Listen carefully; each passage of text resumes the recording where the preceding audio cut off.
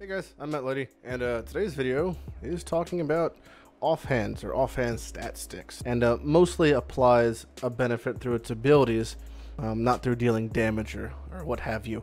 So the examples we're going through, these are the top 5 I've come up with: Death's Hand, Soul Taker, Tempestuous Steel, Prismatic Eclipse, and Mark of the Doubting Knight. Swords, we have axe, we have mace, we have dagger. We've covered a lot of bases, but the really reason that these things, come into play, this is because you have certain restrictions on the popular attack skill. So let's first go over Earthquake. Now, as you can see, Earthquake says smashes the ground with an axe, mace, or staff.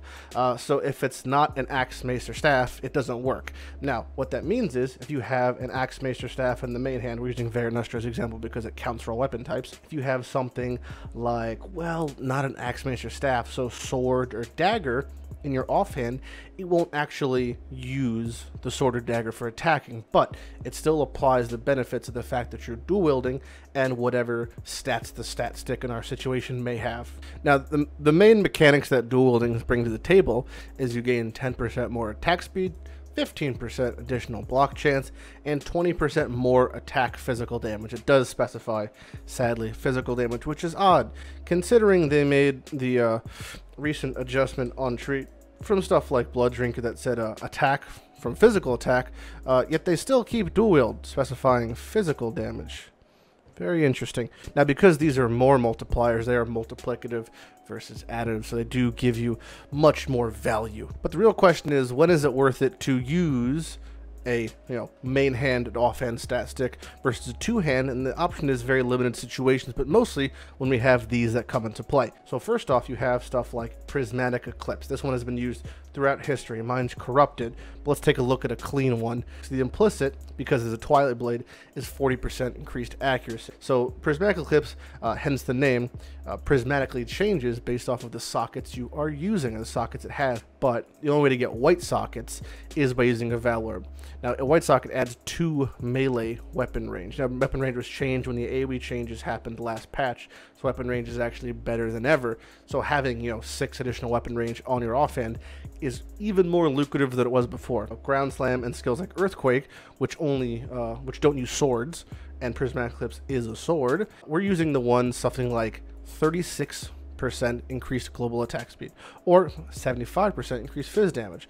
EQ is something that doesn't scale amazingly off attack speed, so this is actually kind of cool and customizable. So if you want to play a build that's more attack speed based, you roll at 3 green sockets and it gives you your 36% global attack speed. This means it affects stuff like Whirling Blades, it affects stuff like Leap Slams, so you'll leap faster and you'll whirl faster. And number 2 is Tempestuous Steel. Not only is it a fun word to say, it has a cool little fucking ability.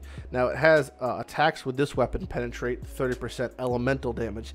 That is not going to affect you because we are not attacking with this weapon. So the main thing that Tempestuous Steel gives you is the 15% physical added as lightning, and the same for fire. So it's 30% physical added, which is like the same thing almost as having like a baby added fire gem. So now we're going to change up the ability. All right, so now we're going to go to something like Reeve. So a good offhand, considering that Reeve only works with daggers, claws, and one-handed swords, is a mace or an axe. Now, what mace and axe fits the bill? Now, you have Soul Taker, which now, since it's been buffed, has actually been more of a main hand slot, but it still can be used for an offhand.